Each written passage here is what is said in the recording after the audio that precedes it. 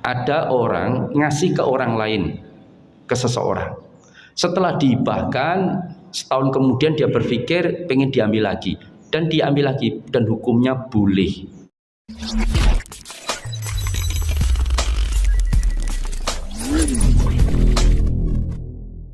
Bismillahirrahmanirrahim. Assalamualaikum warahmatullahi wabarakatuh.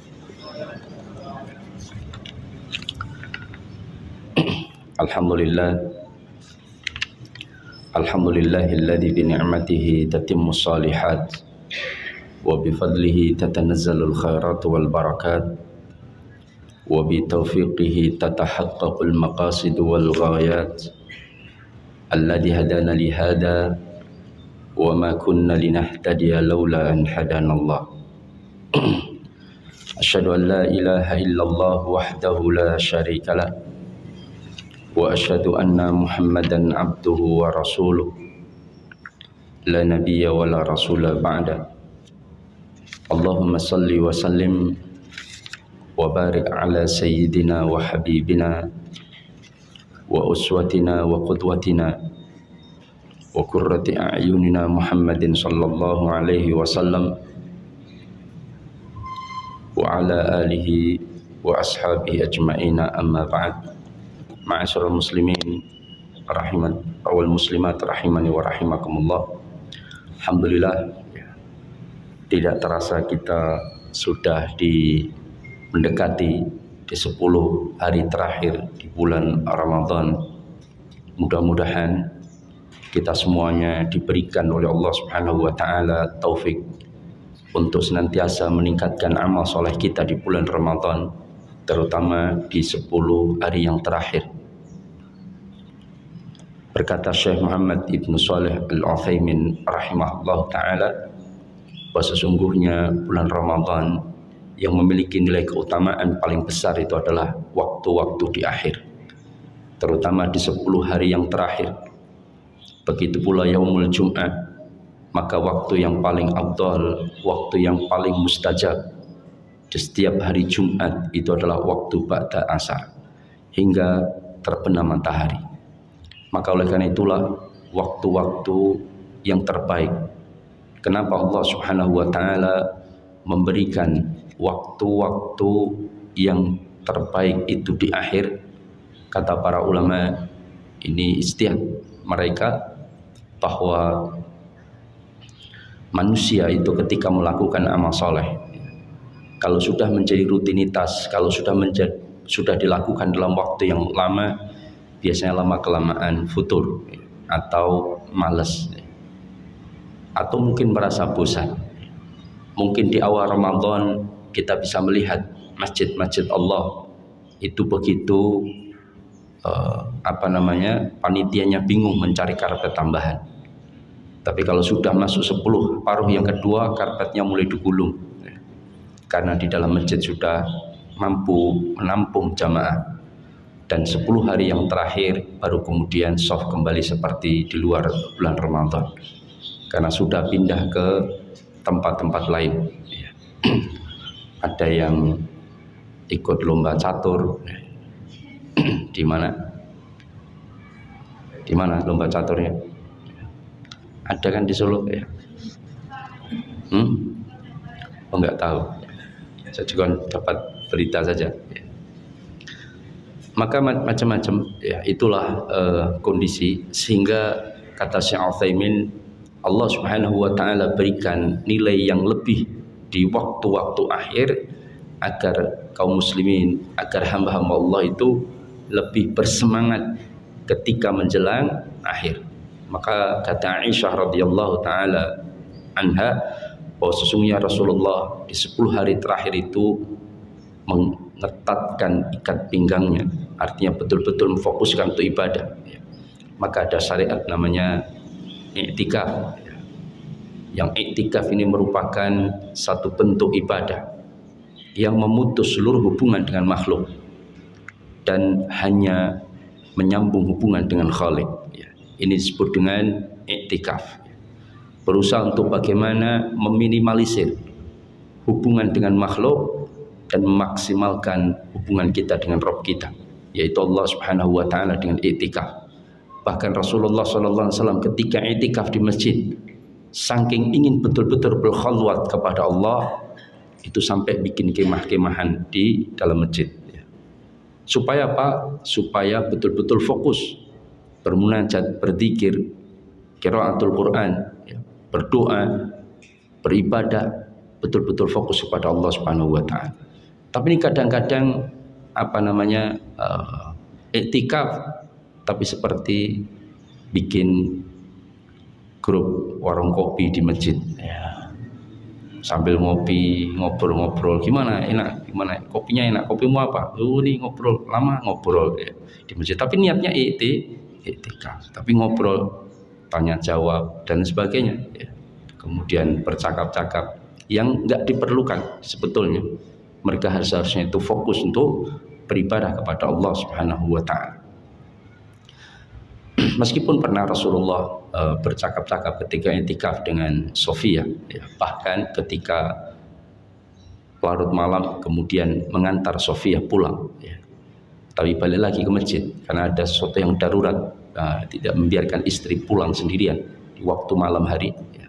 Maka inilah yang kemudian i'tikaf, kata Syekh Abu Bakar Jabir Al-Jazairi rahimahullah ta'ala dalam kitab Minhajul Muslim, bahwa i'tikaf itu meninggalkan hal-hal yang menyibukkan kita dengan urusan dunia atau kepada makhluk. Ya. Ini malah i'tikaf onlinean, ya. Online jualan barang di masjid. Ternyata i'tikafnya jualan, nawarkan barang-barangnya, sambil i'tikaf sambil berdagang, ya. Tapi di dalam masjid itu yang terjadi. Maka jamaah dunia karimullah, ini yang kadang-kadang cukup memprihatinkan, ya, cukup memprihatinkan. Dan banyak hal-hal yang terjadi dalam dunia, terutama ketika lebaran, kesalahan-kesalahan dan sebagainya. Maka mudah-mudahan Allah Tabaraka wa Ta'ala senantiasa membimbing kita agar kita tidak jatuh pada hal perkara-perkara yang itu menyebabkan kita jatuh pada perkara yang salah atau sesuatu yang tidak bermanfaat. Kemarin ada pertanyaan, Ustadz, bolehkah perempuan i'tikaf di musola di dalam rumahnya? Boleh nggak itu? Boleh nggak? Boleh. Ya. Sama seperti pertanyaan, bolehkah wanita sholat isyraq atau kita menyebutnya syuruk itu di rumahnya? Jadi sholat subuh, habis sholat subuh kemudian duduk di tempat dia sholat, itu mungkin di kamar atau di musolanya. Kemudian habis itu nunggu sampai terbit matahari sambil berzikir kepada Allah. Setelah itu sholat 2 rakaat, niat sholat duha di awal dengan diniatkan sholat syuruk atau isyraq, maka mendapatkan pahala haji dan umrah sempurna. Meskipun hadis ini diperdebatkan, ya, tetapi secara dohir amalan, ya, secara amalan ini menggabungkan 3 amalan yang semuanya sahih hadisnya, bahkan perintahnya jelas. Menggabungkan antara sholat subuh ada perintahnya, menggabungkan sholat subuh dengan sholat duha di awal waktu, sholat duha juga jelas ada perintahnya. Kemudian berzikir di pagi hari dan petang, dan berzikir di pagi hari itu juga merupakan diperintahkan di dalam syariat. Maka oleh karena itulah 3 amalan ini semuanya dalilnya sahih jelas. Cuman digabungkan jadi satu secara berkesinambungan akan mendapatkan pahala umrah dan haji sempurna. Ini yang hadisnya diperdebatkan oleh para ulama, apakah bisa diterima atau tidak. Tapi jumhur ulama lebih memilih diterima. Ya, artinya syawahid penguatnya ada, sehingga di sini ada yang menyebutnya mencapai derajat hasan, sehingga amalan ini bisa diterima dan boleh dilakukan, ya, boleh dilakukan.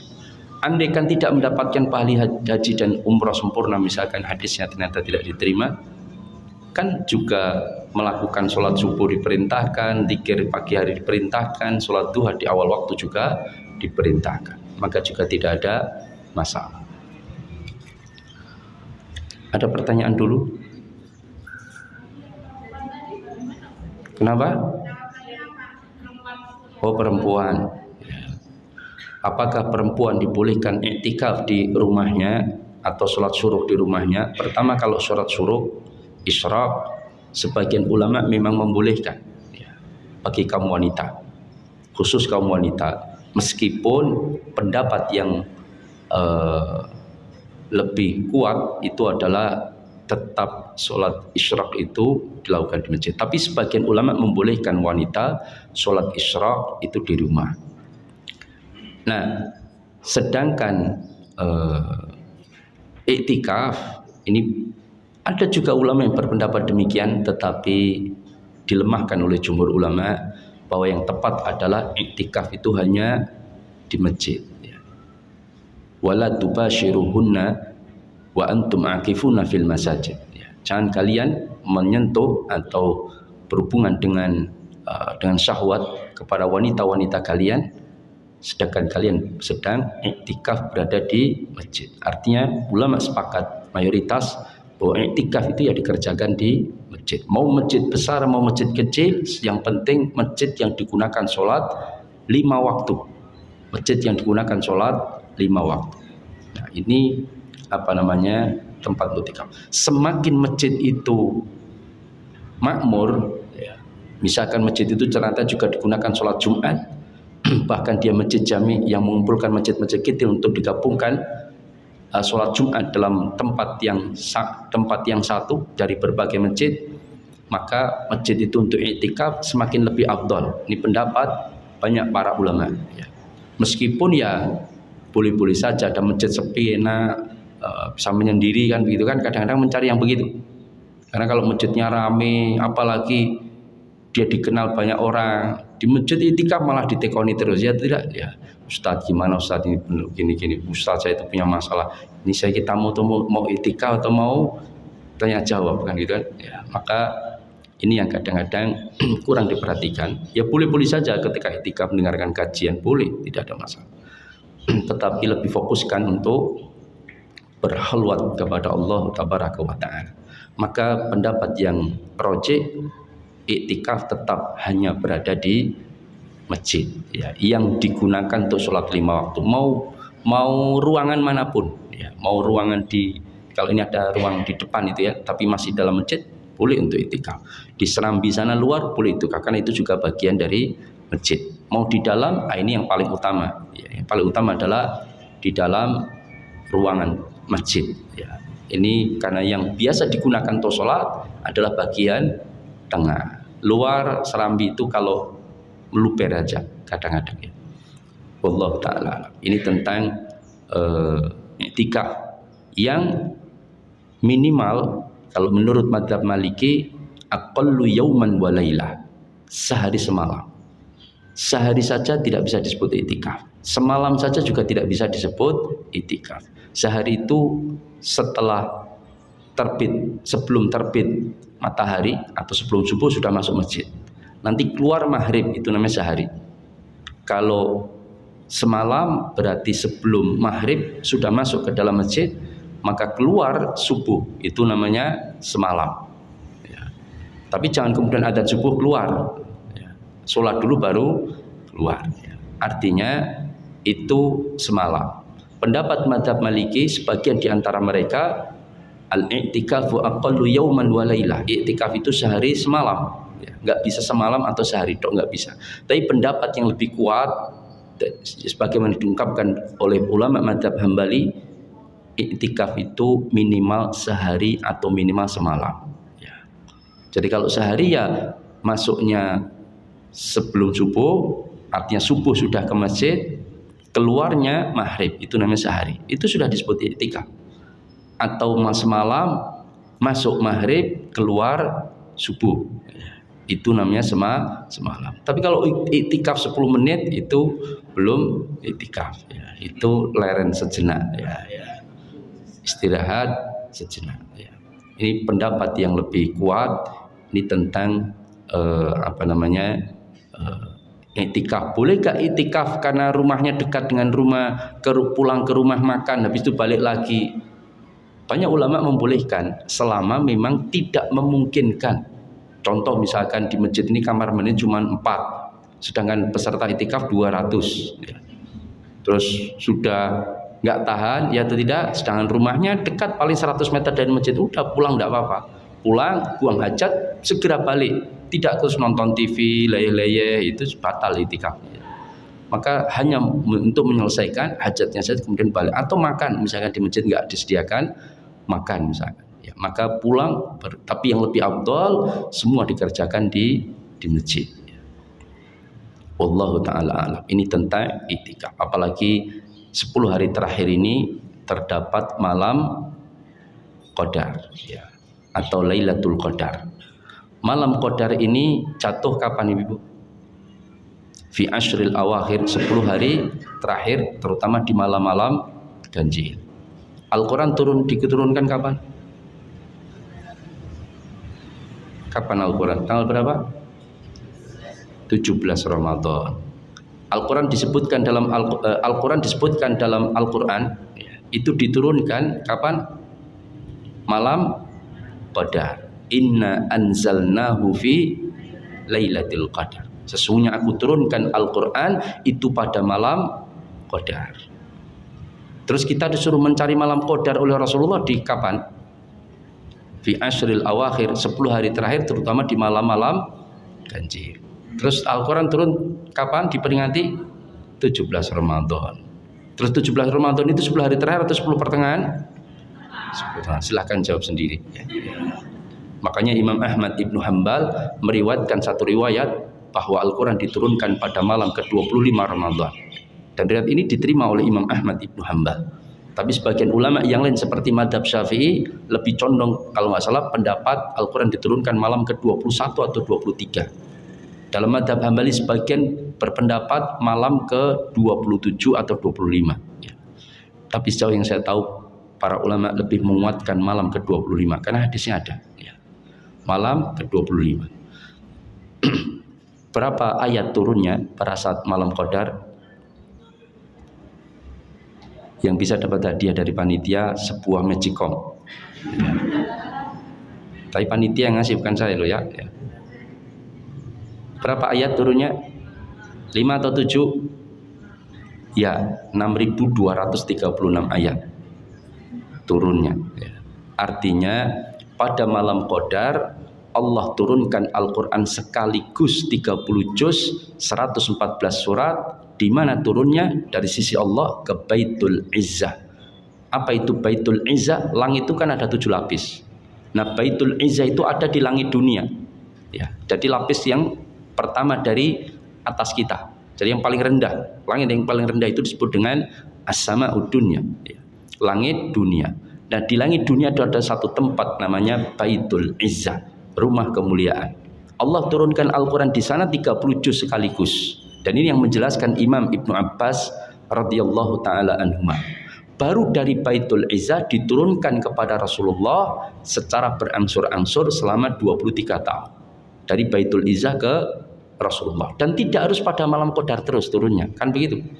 Artinya secara berangsur-angsur selama 23 tahun. Yang turun pertama kali itu di malam Qadar, yaitu di Baitul Izzah. Baru kemudian diturunkan yang ayat pertama kali dalam surah Al-A'la, ya, 1-5, baru kemudian seterusnya Al-Mudaththir dan lain sebagainya. Nah, maka ini tentang malam Qadar. Ada pertanyaan dulu? Ada? Kalau nggak ada kita pulang. Enggak ya? Oh ada, silakan. Ada? Oh enggak. Oh enggak, saya pikir. Oh ya, warisannya dulu. Nah, kita sampai kapan kemarin? Sampai kapan? Sampai apa kemarin? Saya lupa ya.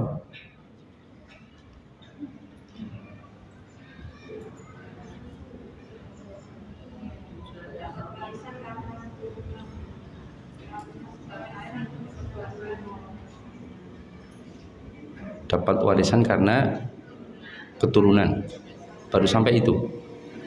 Oh sampai itu.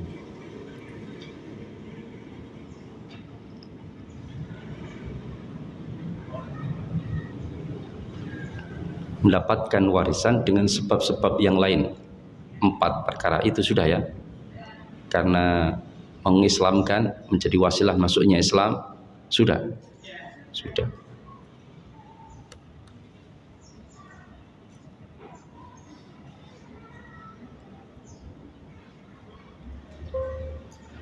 Kemudian hal-hal yang dapat menghalangi seseorang untuk mendapatkan warisan. Ya, saya bahas itu terlebih dahulu, baru nanti bagian al-far dan as-sobah.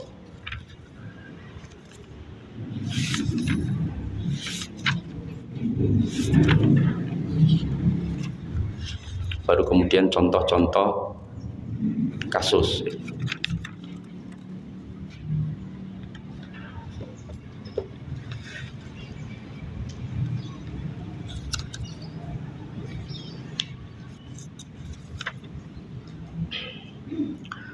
Hal-hal yang dapat menghalangi seorang mendapatkan warisan. Yang pertama, ar-riqu atau hamba sahaya.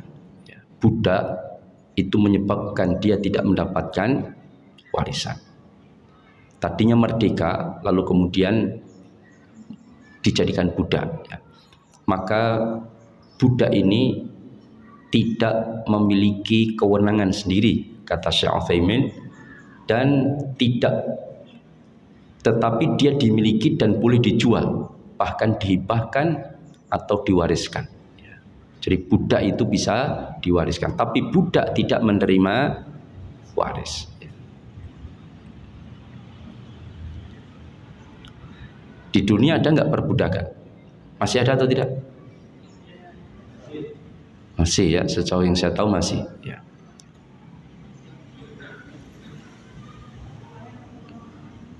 Salah satu yang bisa menyebabkan terjadinya perbudakan apa? Perang. Ya. Kalau perang, kira-kira yang ditawan siapa? Bapak-bapak. Kalau jadi prajurit, siapa yang ditawan? Kenapa? Yang ditawan pertama kali wanita dan anak-anak. Ya, karena jadi budak. Ya. Budak boleh nggak dimiliki? Boleh, ya. Boleh nggak digauli? Boleh. Semangat bapak-bapak. Ya.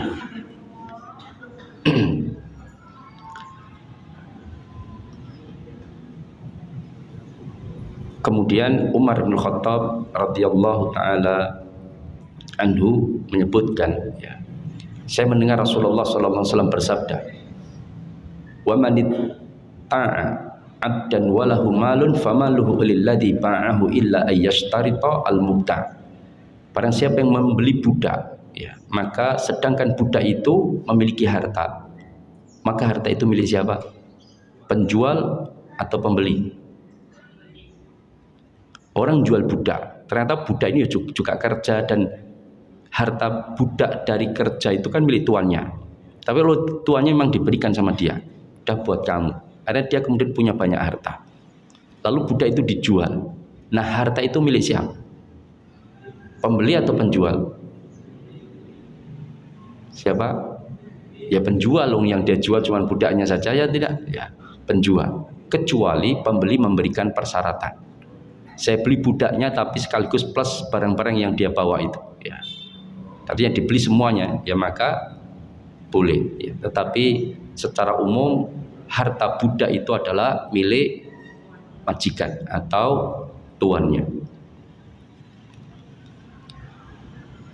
Kemudian yang kedua, al-qatil, orang yang membunuh. Membunuh siapa? Orang yang akan mewariskan. Ya. Ada anak butuh modal, ya, untuk usaha, minta bapaknya nggak pernah ngasih. Ya. Alasannya, kamu hidup cukup dengan ini aja, nggak usah kamu kerja. Ya. Nah, kalau kamu usaha bangkrut terus, ya, bapaknya nggak ngasih. Tapi bapaknya umurnya panjang, sampai 89 masih hidup terus. Ya. Anaknya nunggu kapan matinya kan gitu misalnya. Ya. Kemudian dibunuh, ya. Bapaknya punya penyakit jantung, dikasih kopi 3 gelas. Ya. Kemudian wafatlah. Dan dia ngasih kopi itu niatnya membunuh. Maka jika betul dia sebagai pembunuh muwaris itu yang meninggalkan harta, maka dia sebagai waris, ahli waris, mahjub, terhalang. Kenapa? Karena dia telah membunuh orang yang memiliki harta. Ada dalam sejarah itu anak bunuh ayahnya. Kenapa? Karena bapaknya umurnya panjang dan dia raja. Dia ingin jadi raja, tapi kan nunggu bapaknya mati. Akhirnya bapaknya dibunuh dan kemudian naik menjadi raja. Ini terjadi dalam dunia sejarah kerajaan. Kalau dalam Islam pengganti pemimpin itu anaknya atau bukan? Bukan, ya. Itu hasil musyawarah ahlul halli wal aqdi, para tokoh dan para ulama, siapa yang menentukan, siapa yang berhak untuk menjadi pemimpin kaum muslimin. Bukan berdasarkan keturunan. Kalau keturunan itu berarti mulkan, menggunakan sistem kerajaan. Karena anak belum tentu sepandai bapaknya. Bapaknya kiai, anaknya gali. Ada enggak? Oh, ada. Bapaknya gali, anaknya kiai ada? Ada. Tapi rata-rata bapaknya bakul roti, anaknya juga bakul roti. Ya. Al-qatil la yarithu, kata Rasulullah, bahwa pembunuh itu tidak akan memperoleh warisan, tidak mewarisi, tidak mewarisi. Yang ketiga, ikhtilafuddin, yaitu berbeda agama, ya, berbeda agama. Perbedaan agama menyebabkan seseorang itu tidak mendapatkan warisan. Dari Usamah bin Zaid, Usamah bin Zaid radhiyallahu taala anhu. Siapa Usamah? Anaknya Zaid. Zaid itu anaknya siapa? Harisah. Apa hubungan Zaid dengan Rasulullah sallallahu alaihi wasallam? Hubungannya apa? Jangan jawab baik-baik saja ya. Apa hubungannya? Anak angkat. Zaid itu anak angkatnya Rasulullah sallallahu alaihi wasallam. Anak apa kalau sekarang? Anak asuh. Hidup sejak kecil bersama Rasulullah sallallahu alaihi wasallam. Ini anak angkatnya. Tapi dulu Zaid disebut Zaid bin Muhammad, ya. Tapi kemudian Allah tegur, nggak boleh menasabkan kepada nasab yang bukan nasabnya. Dan itu termasuk dosa besar. Menasabkan yang bukan nasabnya. Misalkan ada sepasang seorang kekasih, ya, remaja kuliah misalkan, mereka berpacaran lalu pengen menikah tapi DP dulu, ya. DP, istrinya hamil, bukan istrinya, pacarnya hamil dulu baru dinikahi.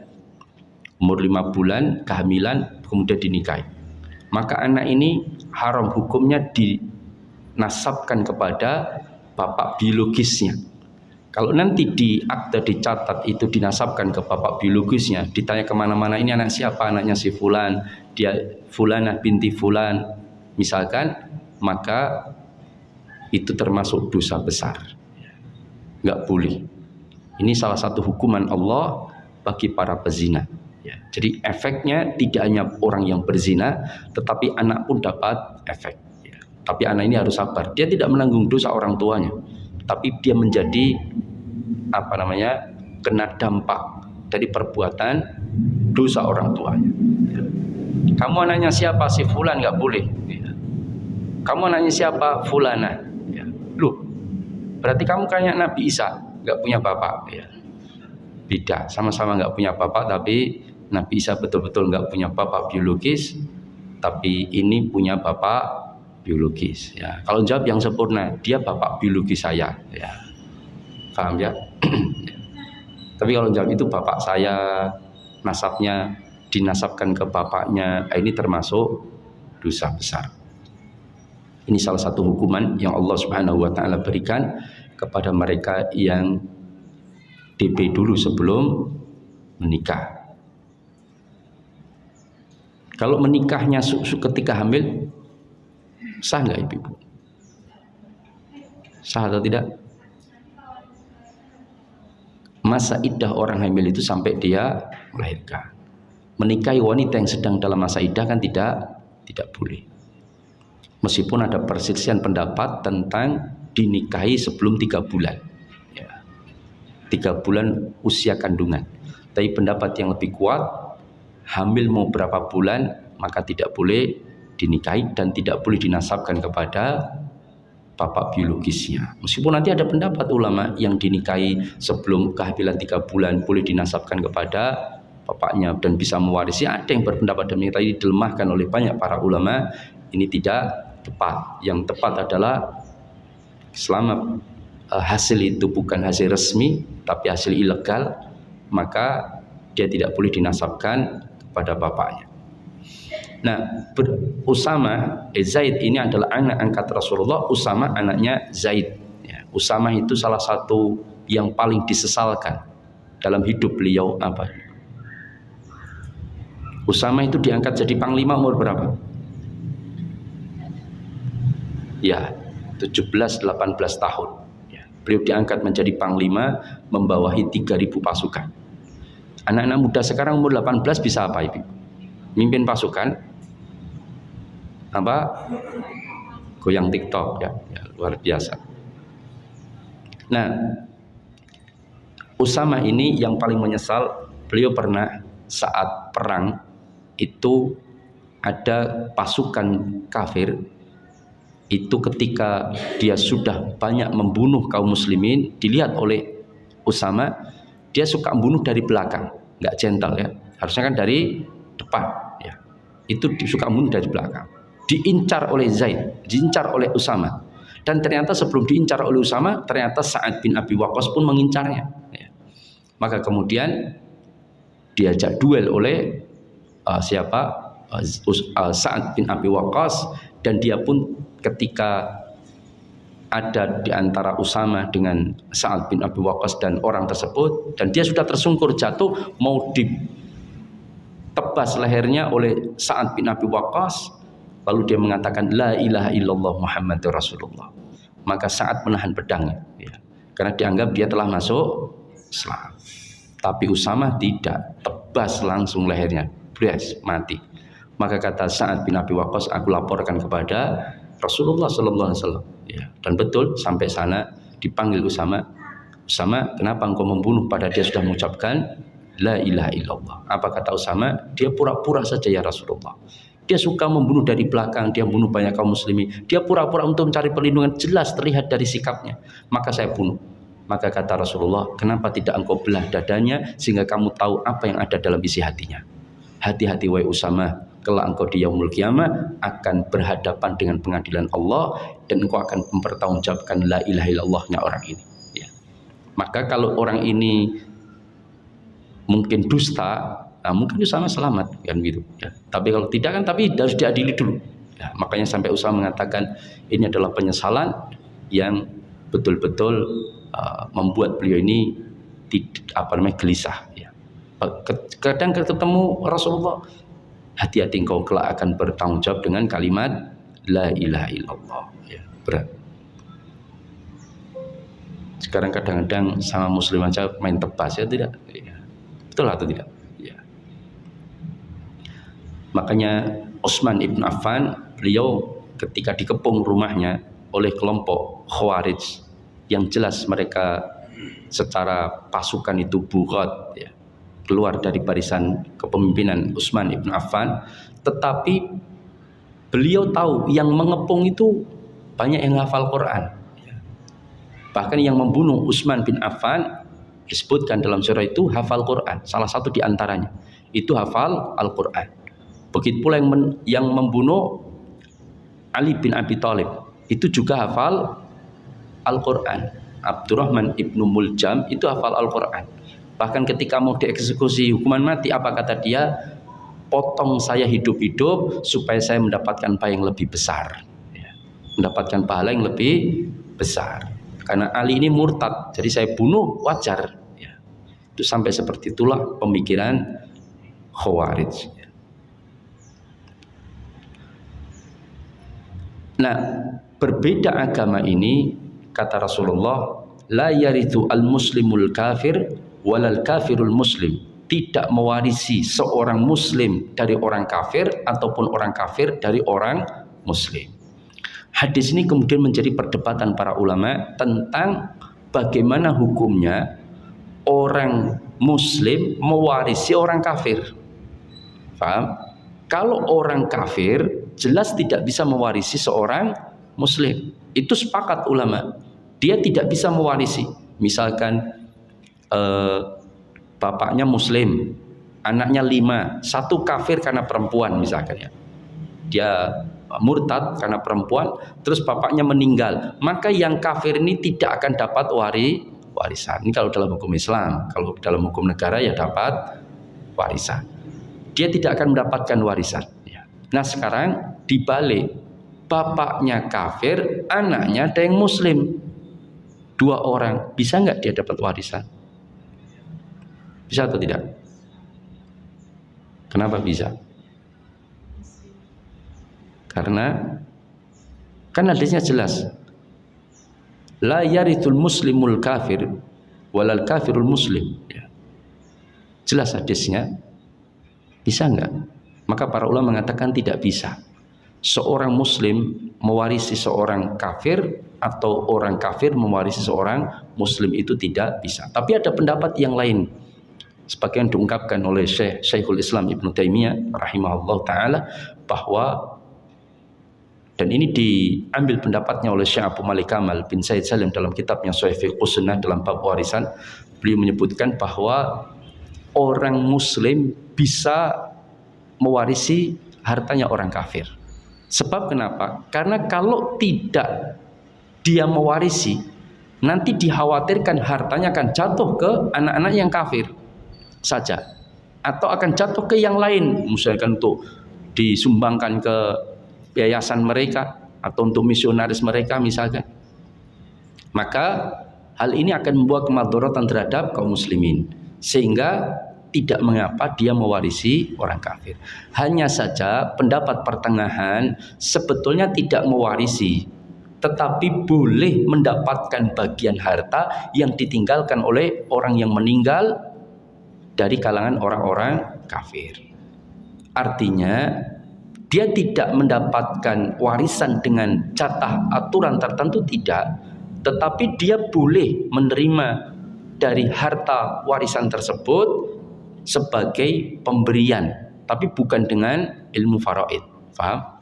Misalkan begini, anaknya cuma 2, laki-laki dan perempuan, kan begitu. Yang perempuan kafir, yang laki-laki muslim. Bapaknya ibunya kafir semua. Maka kemudian bapak ibunya meninggal, si muslim ini secara umum dia tidak berhak menuntut warisan karena beda agama. Dia tidak punya hak warisan. Tetapi ketika keluarganya yang mayoritas kafir tadi kemudian membagi warisannya, wes anaknya gandeng loro dibagi loro kayak masmu karo adikmu. Ya. Kamu dapat adikmu perempuan dapat separuh, kamu dapat separuh, selesai. Boleh nggak diterima? Boleh. Ya, kata sebagian ulama, tapi bukan dengan faraid, tetapi dengan sebuah harta pemberian dari harta warisan. Kalau dibilang waris ya waris, ya. Warisan, dibilang warisan ya warisan. Tapi bukan dengan aturan-aturan faraid, ya. Wallahu taala a'lam bishawab. Ini tentang, meskipun ada yang mengatur dengan hal seperti itu. Ini khilaf di kalangan para ulama tentang perbedaan agama. Sebelum saya lanjutkan tentang jenis bagian harta warisan, ada pertanyaan dulu dari sini atau di luarnya, mau silakan. Waalaikumsalam. Ini dulu ya. Ya, silakan. Kalau kejadiannya seperti ini, misal ayah itu meninggal, terus dia meninggalkan 2 anak, dan 2 anak, terus kemudian beberapa bulan kemudian setelah orang tuanya meninggal ini, anaknya yang laki-laki setelah itu meninggal. Ya. Punya 2 anak laki-laki. Punya anak 2 laki-laki. Laki-laki dan perempuan. Terus kemudian si fulana kakaknya yang meninggal ini tadi datang ke rumah Sunan dan mengambil istilahnya sertifikat tanahnya, punya ayahnya itu, ya, punya ayahnya, jadi punya kakeknya. Iya. Itu, dan menyampaikan secara dalam kondisi sehat, secara sadar gitu ya, dia menyampaikan kepada istri si Fulan yang meninggal itu. Iya. Bahwa tanah ini bukan milikku dan milikku, tapi akan aku berikan kepada anak si Fulan. Jadi ceritanya mau dihibahkan kepada dua anak si Fulan. Iya. Terus kemudian kan waktu itu dia masih meninggalkan anak itu dalam kondisi balita ya, jadi belum balik gitu. Terus setelah beberapa tahun kemudian, setelah sudah dikatakan balik, terus si Fulanah ini mengurusi sertifikatnya sendiri, kemudian kembali namakan atas nama anak-anaknya si Fulanah. Iya, anaknya saudaranya itu. Terus datang ke tempatnya istrinya si Fulan itu dan menyampaikan sertifikat tanahnya dalam kondisi sadar dan disaksikan beberapa saksi untuk menyampaikan akad hibah. Jadi disampaikan ini sertifikat untuk dua keponakan saya dengan untuk tanah ini. Nah itu semua terjadi di saat dia dalam kondisi kaya. Iya. Tapi setelah beberapa tahun kemudian, saat ya istilahnya kejayaannya runtuh gitu ya, sudah mulai ini ekonominya turun, tiba-tiba dia datang dan bilang sebenarnya saya punya bagian. Jadi keluarga si Fulan ini nggak ngurusin apa-apa, tiba-tiba datang terus diangkatin hibah itu tadi, tapi setelah beberapa tahun kemudian datang lagi dan kembali menanyakan sertifikat itu tadi, bahwa saya sebenarnya punya bagian ini, tapi saya nggak minta bagian itu, tapi saya cuma minta beberapa ya sepatutnya adalah saya diberi gitu. Nah, saat dia sampaikan seperti itu akan menggugurkan akad hibah itu sendiri atau bagaimana saat harus diulang? Ya, pertama akad hibahnya sejak awal bermasalah. Ya, kenapa? Pertama, ada seorang tua, ya kan? Anggap saja saya tidak menghitung mulai siapa yang meninggal lebih dahulu dari bapak ibunya. Anggap saja ada harta dari orang tuanya, dari yang memiliki dua anak, laki-laki dan perempuan. Saat orang tuanya meninggal, dua anak ini kan masih hidup, ya kan? Masih hidup. Lalu ketika anaknya yang laki-laki meninggal, lalu saudarinya perempuan itu berinisiatif menghibahkan harta warisan bapaknya, yaitu sebetulnya milik dia dan saudara laki-lakinya. Nah, supaya apa? Supaya istrinya saudaranya nggak dapat. Paham? Nah, ini kadang-kadang ingin menyelamatkan, seolah-olah istri itu orang lain yang nggak boleh dapat apa-apa. Nah, ini adalah kezaliman. Pertama, meskipun anak laki-lakinya tadi meninggal, tapi kan meninggalnya setelah orang tuanya meninggal. Jadi orang tuanya meninggal lebih dahulu baru anaknya, kan begitu kan? Nah, otomatis saudaranya yang laki-laki itu dapat warisan. Dia dapat warisan 2 kali lebih besar daripada saudarinya. Itu harus jelas dulu, berarti 2:1. Harta tadi dibagi menjadi 3 bagian, lalu 2 bagian diambil saudaranya laki-laki, 1 bagian saudari perempuan tersebut. Kemudian, nah, yang laki-laki ini kan meninggal, maka 2/3 dari harta bapak ibu mereka plus harta dia sendiri itu diambil 1/8 untuk istrinya. Paham? Jadi harta bapaknya perempuan yang ngurus tadi itu sebetulnya sebagian 2/3 kan jatuh ke saudaranya yang meninggal. Lalu dari saudara yang meninggal kemudian meninggal itu ada 1/8 menjadi milik haknya istri. Lah kok dipaksa terus dikasihkan ke keponakannya, meskipun itu anaknya perempuan istri tersebut. Tapi itu nggak boleh. Dia telah berbuat dolim. Ya, paham? Andai kan misalkan istrinya tadi, istri dari saudaranya tadi ikhlas, ya wis lah itu bagianku tak kayak anakku dewe kan gitu kan, selesai diberikan. Nah, ketika diberikan, terus pertama akad hibahnya bermasalah ya. Tapi andaikan kemudian dianggap wis rapopolah aku manut bagianku tak kayak anakku dewi, selesai. Terus si perempuan ini sudah ada saksinya kan ketika menghibahkan, dalam keadaan sadar, tidak edan, dalam keadaan disaksikan dan sudah penyerahan. Lalu kemudian ketika bangkrut pengen minta jatah lagi, maka ini seperti, mohon maaf, kata Rasulullah, segawon yang menjilat ludahnya sendiri, ya, maka tidak boleh. Kalau sudah diberikan sudah haknya orang yang diberi. Kalau dia minta, terserah yang punya harta ini, kan gitu.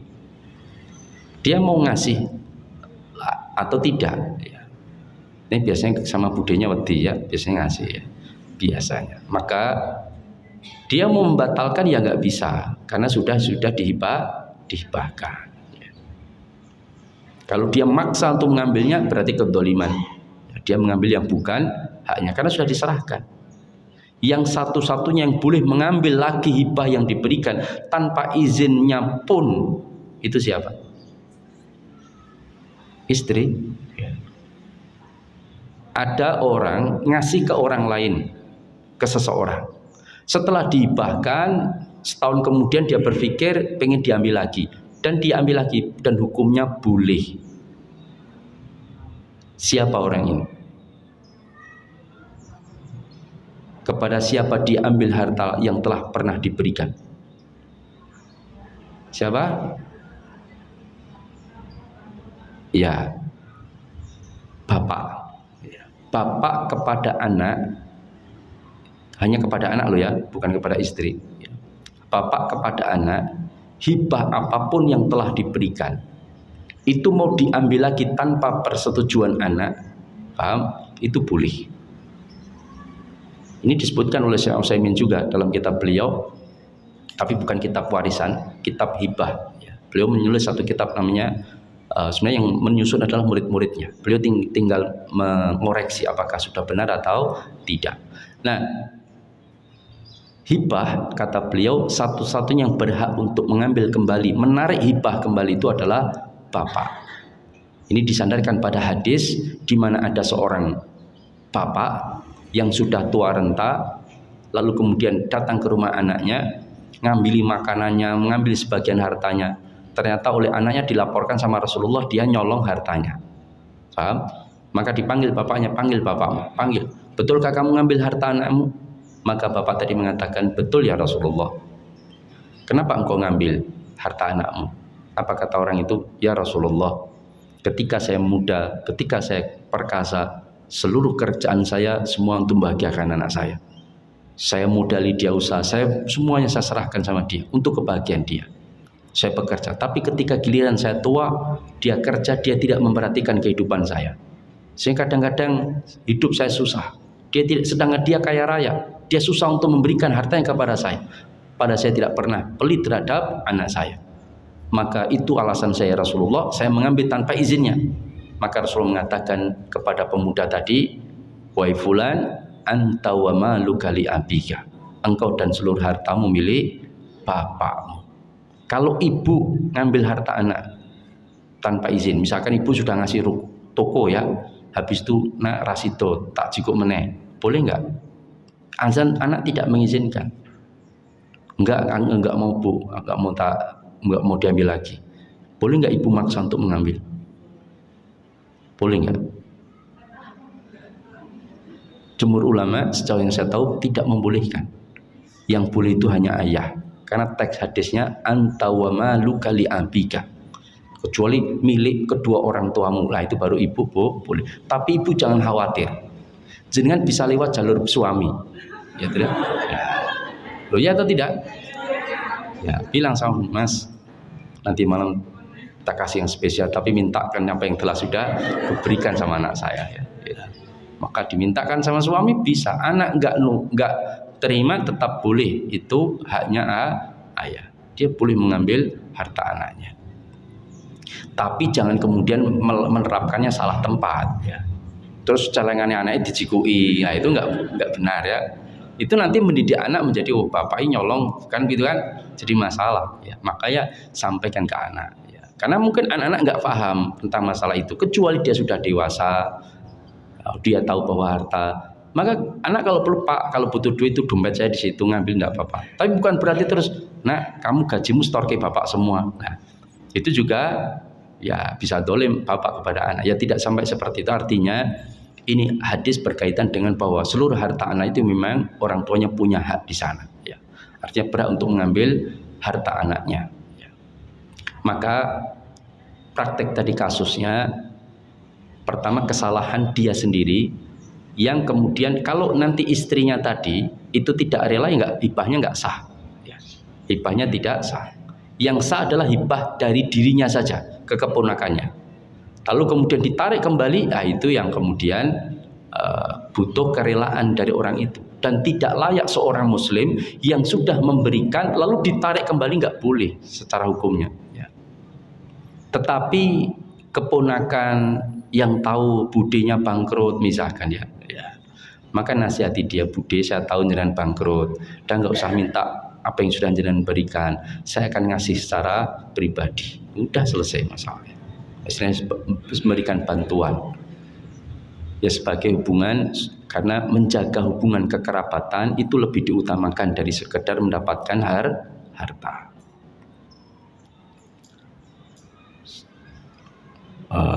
Yang belakang dulu ya, tadi ngaco yang belakang dulu. Monggo silakan. Waalaikumsalam warahmatullahi wabarakatuh.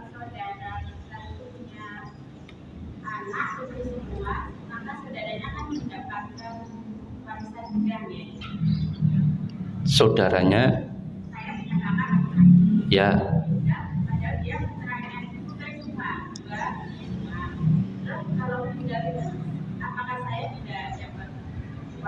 oh dapat dari pihak suami itu kalau membagikan kan nggak tahu maksudnya ilmunya Pak istri iya. Itu dari saudara-saudaranya itu nggak dapat. Itu kalau kita biarkan, maaf kalau kita mau bilang aku begini ya itu kan juga nggak enak ya. Iya. Kita biarkan aja, maka kita juga mendapatkan dosa karena di situ ada hal yang tidak terlaksanakan. Kalau kita nggak boleh, jangan dibiarkan, dinasihati ya. Kalau kita mau bilang kan juga nggak enak. Jangan nggak enak ya. Harus enak ya. Kenapa? Nah, kadang-kadang ustaz ngisin-ngisini masalah bondo datang jaluk-jaluk kan itu kadang-kadang seperti itu. Itu nggak benar, sikap yang tidak tepat. Karena begini, sempurnanya iman seseorang kata Rasulullah itu ketika apa-apa yang akan menimpa dirinya dia tidak senang, maka dia harus berpikir apa-apa yang akan menimpa saudara sesama muslim yang itu dia tidak senang, dia juga tidak senang. Kalau dia tidak senang dihibah, maka jangan hibah orang. Itu baru sempurna iman seseorang. Nah, kalau dia tidak senang masuk neraka, jangan kemudian kita biarkan orang lain masuk neraka sesama muslim. Itu baru sempurna imannya. Nah sekarang ada saudaranya, ada kerabatnya yang melakukan tindakan yang menyalahi aturan syariat Islam. Apalagi itu berkenaan dengan hak kita, paham? Maka jangan biarkan, biarkan terserah dosa. Itu malah kita membiarkan dia terjerumus nanti di neraka jahanam. Oleh karena itulah bentuk kesempurnaan kita nasihati dia. Mohon maaf, yang betul itu sesuai syariat begini-begini, ya kan? Wes ora, kowe manut aku, selesai. Ya. Tugas jenengan memberi nasihat sudah selesai. Ya. Artinya jenengan sudah menunjukkan atau minimal kalau jenengan mungkin pokoknya minimal carilah kesempurnaan iman dalam diri kita, paham? Ya. Yang kita kejar adalah salah satunya, karena di sana ada keutamaan, yaitu ketika kita tidak membiarkan saudara kita terjerumus ke dalam neraka jahanam, maka itu menunjukkan kesempurnaan iman kita. Kita nanti akan kumpul keluarga, betul atau tidak? Di Lebaran itu kumpul keluarga. Kita akan mendapati keluarga kita ada yang belum berhijab, ya atau tidak? Ada yang masih berondolan, ada yang masih setengah berondolan. Karena ada yang setengah berondolan kan, ya. Ada pula yang kerjanya di tempat riba, ya. Ada pula yang kerjanya malaki orang tapi resmi. Silahkan tafsir sendiri kalau itu ya. Nah, maka kita jangan biarkan ibu. minimal nasihati. Dan nasihati jangan di depan umum. Paham? Nggak boleh seorang muslim itu dilarang menasihati di depan umum. Pas pengajian keluarga, riba itu dosa besar, bapak-bapak, Pak D, Pak Le, makanya Pak D Joko ini masih kerja di riba, taubat Pak D, kan gitu kan, tapi di depan umum. Itu bukan nasihat, tapi mempermalukan. Nggak boleh dalam Islam. Karena pernah terjadi kasus, betul, saya itu datang diminta untuk ngasih tausiah di sebuah keluarga besar. Datang saya di sana duduk, nunggu, keluarganya kumpul semua, keluarganya banyak, mungkin prediksi 50-an lebih, keluarga inti ya. Kemudian sebelum saya ceramah tausiah, sang bapak ceramah dulu. Ya, apa ceramahnya? Anak-anakku, bapak mau ngasih nasihat. Ya. Anak pertama, ya disebutkan namanya Fulan. Ya, disebutkan namanya. Kamu tahu sendiri hidupmu susah. Ya. Karena kamu tidak mau nurut sama orang tua. Kamu itu sebetulnya kategori durhaka. Itu digitukan, ibu. Itu ada cucunya, ada ponakannya, ada istrinya di situ ada. Nah, maka sudah saya bilang, ya, kamu sekolahmu selesaikan S2-mu, kamu nggak mau nurut, sekarang kamu keluar dari kampus ngajar, kamu begini, diceritakan aibnya. Coba lihat adikmu itu, si Fulan, ya disebutkan, dia itu manut sama bapak. Sekarang sudah doktor, sekarang jadi dosen, sekarang hidupnya mapan, enak, bojone ya ayu, macam-macam. Lah, makanya saya pun, ya Allah, ini bapak ini bagaimana? Ya. Dan ternyata betul, tahun depan anaknya nggak ngumpul lagi. Alasan macam-macam, dia nggak mau ngumpul lagi. Lah makanya nggak boleh ya mengumbar aib di depan umum. Maka harus nasihatkan. Ya. Jangan pekewo ibu-ibu. Kalau pekewo tulis surat. Tulis surat, sebar kepada saudaraku. Kalau pekewo lagi dikasih nama, nggak usah kasih nama, tapi upayakan sampai surat itu kepada dia. Ditulis tulisan TTD, hamba Allah yang mencintaimu. Akan begitu kan? Nah, selesai. Yang penting nasihatnya sudah ada sampai pada dirinya. Ya, kirim surat kan, padahal yang kirim jenengan misalkan. Terus tahu-tahu jenengan datang, Mas kok ada surat itu? Padahal jenengan yang bawa. Suratnya ada surat di depan nih, kok surat buat jenengan. Sokok-sokok orang itu mau ngarep anu bisa. Ini jangan ngapusi juga ya. Itu berat juga. Pak. Pokoknya bicara nih lah ya. Masnya ada surat itu. Ini ada surat di depan. Tadi diletak di bawah, tapi yang bawa dia cuma digeletakkan dulu kan, gitu kan? Itu diambil. Ada geletak di bawah. Ini ada surat dibuka. Nasihat gini. Iki sing ngerti ngene iki bab iki mung kowe tok, berarti kowe sing nulis. Ketahuan juga. Aku sudah sampaikan aja langsung selesai masalah. Ya. Monggo silakan tadi yang ya.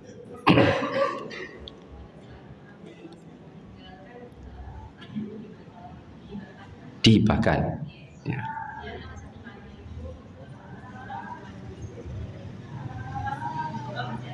Iya.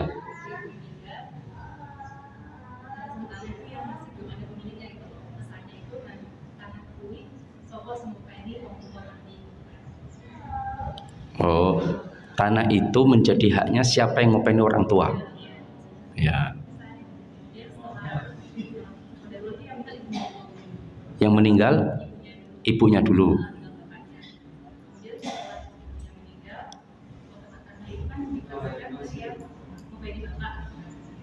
Iya. Tekor. Oh enggak. Biaya ngopeni bapak sama tanahnya ragaduk misalkan ya. Oh enggak.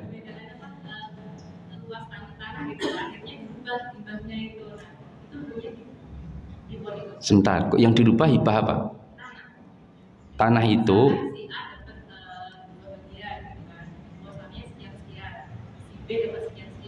ya. Tanah tadi siapa yang merubah? Bapak. Yang memutuskan merubah siapa? Oh, bapaknya sudah meninggal juga. Bapaknya masih. Berarti merubah hibah supaya adil dan kesepakatan seluruhnya. misalkan bagianku kakian D, wis tak kek separuh sebagian gue misalkan gitu kan, ya enggak apa-apa, boleh ya.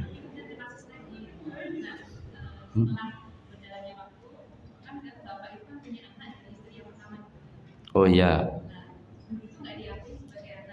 Kenapa nggak diakui?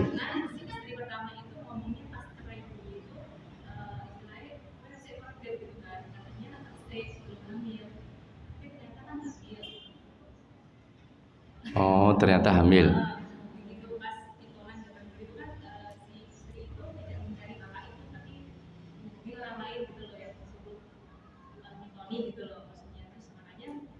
Nikah lagi. Iya. Oh, berarti sampai melahirkan nggak nikah? Ya.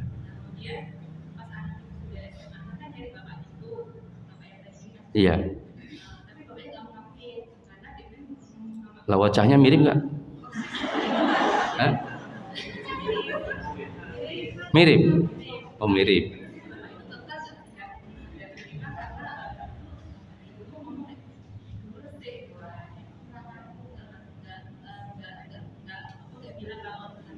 Tapi ibunya masih ada. Ya.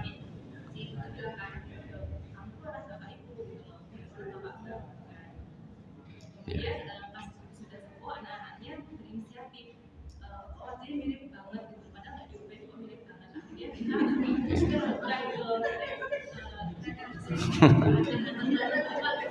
Iya.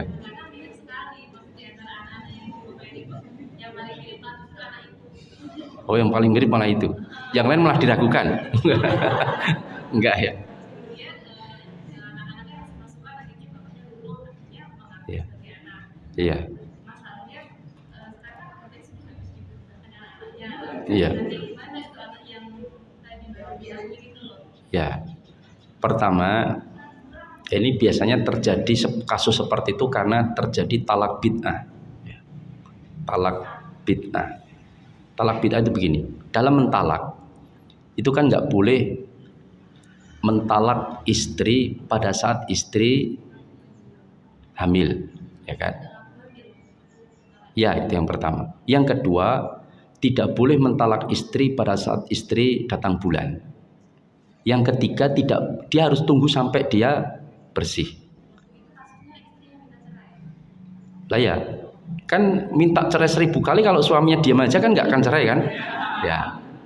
Nah, maka biasanya dia itu misalkan habis datang bulan, seharusnya kan suami itu ketika istrinya datang bulan dia nggak ceraikan, jadi ditahan dulu marahnya, kemudian ketika sudah bersih dicerai. Tapi yang terjadi pas bersih digauli habis itu dicerai. Ya, satu minta cerai, jima sih baru itu dicerai. Ternyata hamil juga. Ya. Nah itu yang nggak boleh. Maka inilah talaknya tetap jatuh, tapi disebut dengan talak bid'i. Kenapa? Talak yang tidak sesuai dengan sunnah. Talak itu ada aturannya. Boleh, pintu talak itu boleh. Paham? Buktinya apa? Nabi Ibrahim menyuruh putranya Ismail mentalak istrinya. Betul atau tidak?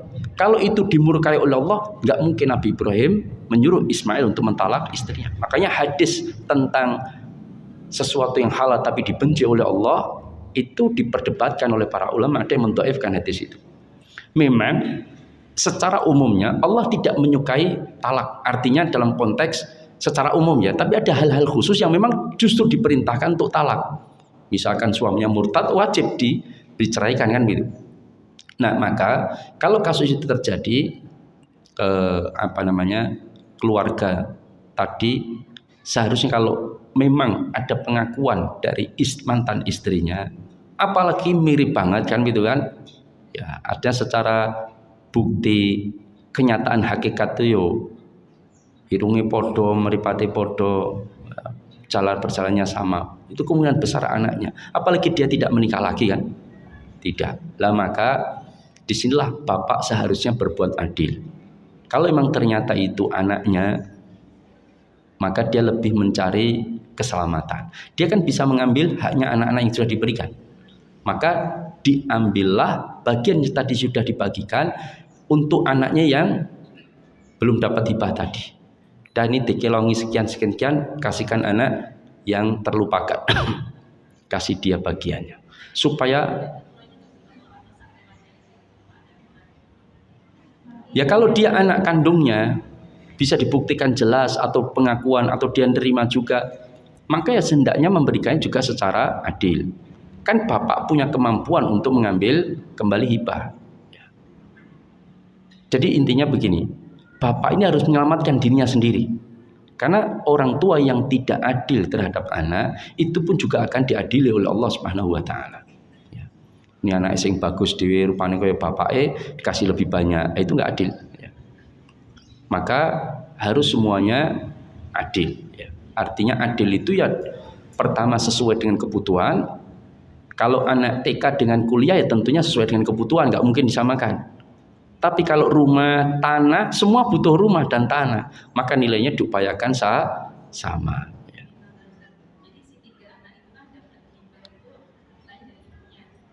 Iya.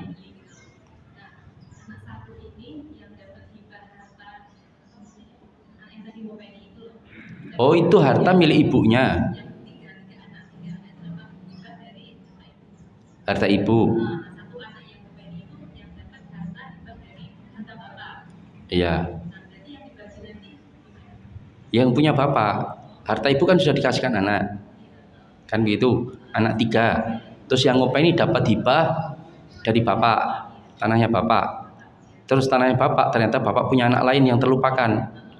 Lah maka ya bapak memperhatikan anak yang terlupakan. Iya, iya. Karena harta bapak. Kan anak tadi, anak istri pertama, itu kan nggak ada sangkut pautnya dengan istri yang sekarang, ibunya, anak-anak 3 ini. Jadi ibunya ini sudah adil memberikan anaknya seluruhnya kan. Karena yang itu bukan anaknya, itu anak suaminya. Nah sekarang suaminya memberikan hibah. Maka anak yang lain juga mendapatkan hibah. Sebetulnya tidak hanya satu yang terlupakan, anak yang lain juga harus diperhatikan hibahnya. Cuman kalau tadi ini tak hibahke sing ngopeni aku kan misalkan, ya sebetulnya sikap itu tidak tepat. Ya. Karena begini, bisa jadi diupeni seminggu meninggal kan, sehingga dia beruntung dapat tanah luas. Bisa jadi diupeni 30 tahun nggak meninggal, sehingga tekor misalkan. Kalau hitungan seperti itu ya. Kan hitungan bapaknya itu seolah-olah saya dipelihara, wis tak kasih hadiah tanah. Sudah, anak seluruhnya itu wajib melihara orang tuanya. Paham? Dia harus mengeluarkan biaya seluruh anaknya. Ini kesempatan mereka, kalau yang ngopeni satu, yang lain membiayai. Paham? Bukan kemudian ngopeni terus biaya juga dia. Itu namanya orang tua tidak mendidik anak lain untuk berbakti kepada orang tuanya. Seolah-olah hanya hitungan masalah harta saja. Kowe ngopeni aku itu hadiah, kayak ngopeni itu hadiah. Ini sikap yang tidak tepat bagi orang tua. Seharusnya dia anaknya berapa? 4 misalkan ya, 3 dari istri muda, 1 dari istri lama. Ya. Maka dia punya sebidang tanah, berikan semua anaknya kalau dia mau memberikan hibah secara adil. Habis itu dia minta diupeni anaknya semua tanggung jawab. Kalau dia tinggal hanya pada 1 anak, yang lain ikut membiayai. Dek, kamu ngopeni bapak, rekoso waktumu habis dan sebagainya. Dah masalah makan bapak semuanya, bahkan makanmu tak tanggung, ditanggung semua saudara-saudara. Kami mungkin nggak ngopeni bapak, tapi kami nanggung biayanya, sehingga kami juga dapat pahala birrul walidain. Itu yang seharusnya. Dan bapak yang menekankan ini pada semua anaknya. Jangan kemudian malah justru hitung-hitungan timbal balik. Ya. Seolah kamu ngopeni untuk tanah, sing ora ngopeni ra untuk tanah, itu sikap yang tidak adil. Sikap yang tidak tepat. Ya. Bagaimana nanti tanggung jawab dia untuk menyadarkan anak bahwa tanggung jawab ngopeni orang tua itu adalah anak. Anak siapa? Semua anaknya. Yang laki-laki, yang perempuan itu ke suaminya.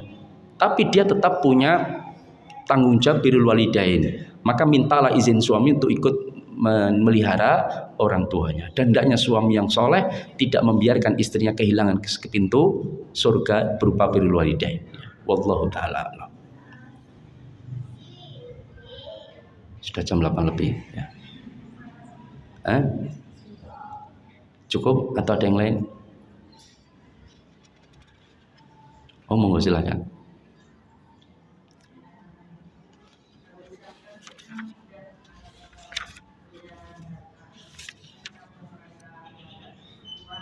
Iya.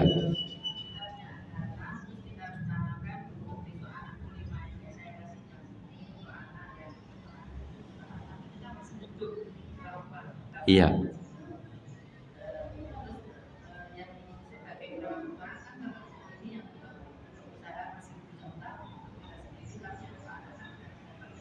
Sudah dibagikan, sudah diserahkan. Ya tadi kalau dia ingin memberi hibah, ya harus diserahkan. Artinya ini rumah sudah tak serahkan kamu, sudah menjadi milikmu. Perkara orang tua masih ikut tinggal di sana, ikut menikmati hasilnya dan sebagainya, tidak ada masalah. Cuman sudah diserahkan. Tapi kalau besok kalau bapak meninggal, ini kamu bagianmu ini itu wasiat, maka dibatalkan demi hukum syariat faraid. Ya. Tapi kalau dia sudah hibahkan dan sudah ada penyerahan, bahkan disaksikan oleh saksi, maka sah hibahnya, sudah pindah ke anaknya. Perkara bapaknya nanti ngambil lagi tidak masalah, tapi yang penting itu sudah diserahkan menjadi hibah. Tapi kalau belum, maksudnya bapak punya keinginan besok kamu itu dapat ini, kamu dapat ini, kamu dapat, tapi besok kalau bapak mati, nah itu berarti wasiat. Kalau wasiat untuk ahli waris maka nggak boleh.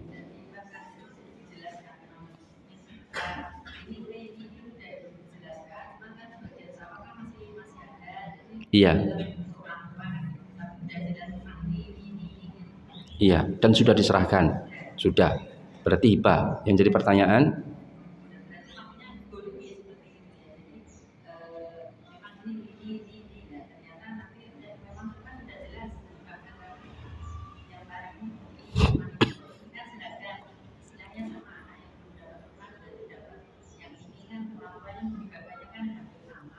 Iya.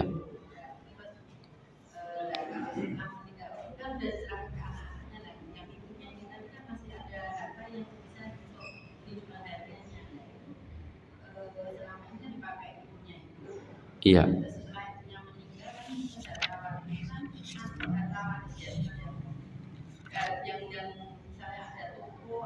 Yang belum dihibahkan, yaitu diwaris.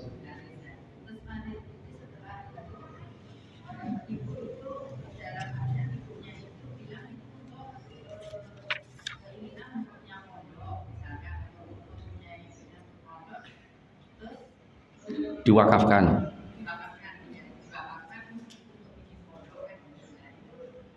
Dari harta tersebut. Harta itu miliknya siapa? Ibu atau bapak? Punya ibu. Karena anak sudah dapat hibah semua, terus dia ingin mewakafkan, berwasiat. Itu sudah diwakafkan ketika hidup atau besok kalau meninggal baru diwakafkan? Oh, berarti ketika dia hidup.